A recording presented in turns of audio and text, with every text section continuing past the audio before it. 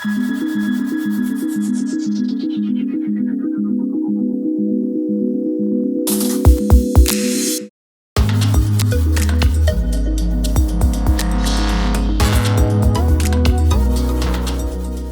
Ben Narasin. I'm here from New Enterprise Associates, NEA. It's one of the larger venture firms.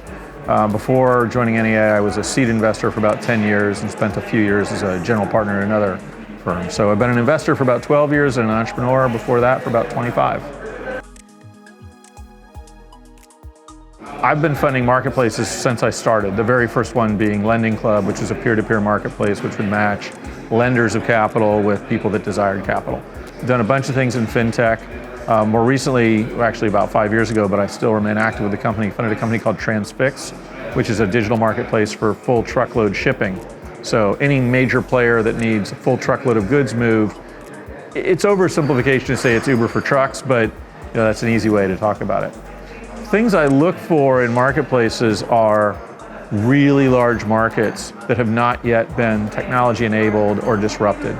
Because most of the marketplaces that are exciting are trying to change something about a very large market. So Lending Club was trying to change, in essence, the way banks work, bringing people together for finance instead of having a bank in the middle. Transfix, the trucking industry, is an enormous one. You're talking about, in the US alone, about $600 billion a year, and yet it has been a notoriously antiquated industry. So now I continue to look for things that have that sort of large scale and scope. I spent some time looking at a chemicals marketplace. Not quite there, but I think that's a huge market that's yet to be disrupted.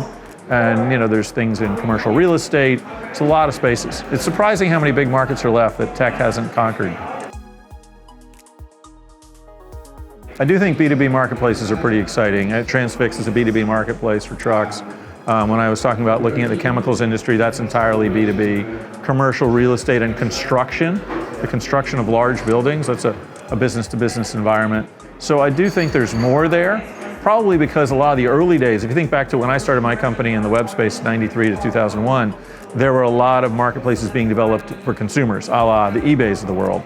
And so that's well-worn ground. But now you're moving to the next generation, so that's either specialization, used products, commercial, business to business, and you need to find something new. Because if you're doing the third version of eBay, you better have a pretty amazing angle, because I'm not sure how I fund that. To me, it's not about being first to market, it's about being first to brand. Consumers, both as individual consumers, as in enterprise consumers and commercial consumers, give a lot of value to brand. I'll use an example that's not marketplace at all. Fitbit was certainly not the first. Philips put an enormous amount of money into a product called My Life, which did exactly the same things, different form factor. But Fitbit cracked the code on the form factor, and everybody identified it as the device. And so Philips' product faded. Nike came out with a product which didn't make it. They were first to brand, not first to market. And so you can't be assuming that getting there early is good enough. First of all, you have to survive. So getting there early and dying, being too early and being bankrupt often are the same thing. The second part of that, though, is the technology and how that's changed and how much impact it has. So there's both not as important as it used to be and much more. Not as important because you can buy it all per diem.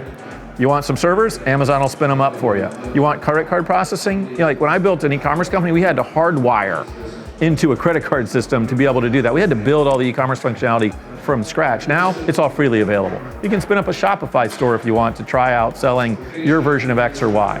So the tech layers are all available to you to buy by the slice. Having said that, to be truly competitive over time, there's a new layer of technology that you do need to implement, and that's AI. You're going to have to use AI. In this case, I'm really talking about machine learning or neural networks, where if you're going to find the kind of insights that'll give you the ability to create great value in a marketplace, that's probably going to become extremely important to you. A lot of the things that Amazon empowers are going to be important for you to be able to use, but it's not like you just throw a switch and that works. Without a data scientist, your ability to do AI is pretty limited. And even if you don't think about AI per se, but just solid data science. So while it is easier to get in, it's sort of like long ago I had a menswear business. And I used to say that the fashion business is the easiest business in the world to get into and the hardest business in the world to survive and prosper in. Because anybody can throw together a shirt. But getting massive retail distribution and building a brand is ridiculously difficult. Tech is the same. Anybody can spin up a website, probably with single-digit dollars, but to get it to grow and prosper and be able to scale and get past all those humps of growth, that's a different thing, and that is going to take some pretty meaningful heavy lifting on the tech side. Defensibility is pretty tricky in a marketplace. You know, there's always a risk of disintermediation. I think that different marketplaces are different in the following way. It's either supply or demand constrained. You know, when an entrepreneur is looking at a market they want to conquer, my advice is always find the side that's harder to reach and own that. So if it's supply constrained, then that's what you've got to own, and if it's demand constrained, that's what you've got to own. But once you've gotten that first step of ownership of the constrained side, you've got to create equilibrium. It's sort of like you end up on this teeter-totter where you get too much of one, so you then invest in the other, and it's this constant balance. Now, how this scales like this is important. But another thing that's really important to me to see is you actually converting GMV into dollars for the business. You know, I've no longer taken to focusing on GMV because I have entrepreneurs of my own from when I was a seed investor that have grown tremendous GMV, but not yet found a way to monetize it. And eventually, if you can't monetize that meaningful GMV, well, you know, it's tough. Imagine that the phone company were trying to get valued on the value of the transactions going across their lines. You know, we're the exclusive phone provider to Goldman Sachs. Trillions of dollars are transacted. Good to know. How much do you get? Oh, we get a penny a minute. Well, I'll value on a penny a minute. So got to figure out how to get paid. And that's what you ultimately are going to get valued on is what sort of revenue you're creating, not GMV.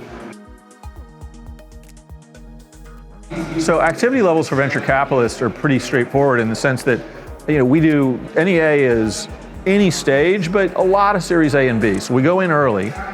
We care a lot about getting enough ownership to be material to us. And part of that is because we are giving the time of being a board member and being committed to that company.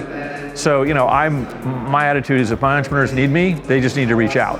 You know, there's very few people that have my cell phone number. My family, the founders I'm on the board of, maybe one or two other founders from before, and some of my partners. Like not even all the partners at my firm have my number, but all the founders do. So if it's the weekend and you need me, then that's when you're gonna hit me. So, you know, it's, having said that, no investor is gonna be there in a material sense the way an entrepreneur is. You know, a phenomenal investor might be there 1% of the time. Think about how hard entrepreneurs are working. But, you know, you take a board seat, you know, venture capital, you take a board seat, you do the work, you're there to help.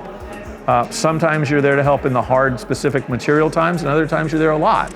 And that also varies by your board load and everything else. But it's an active commitment. This is not a passive game. It's not place a bet, hope it works out, go to sleep, wake up in 10 years and see if it's a public company. That doesn't work in venture.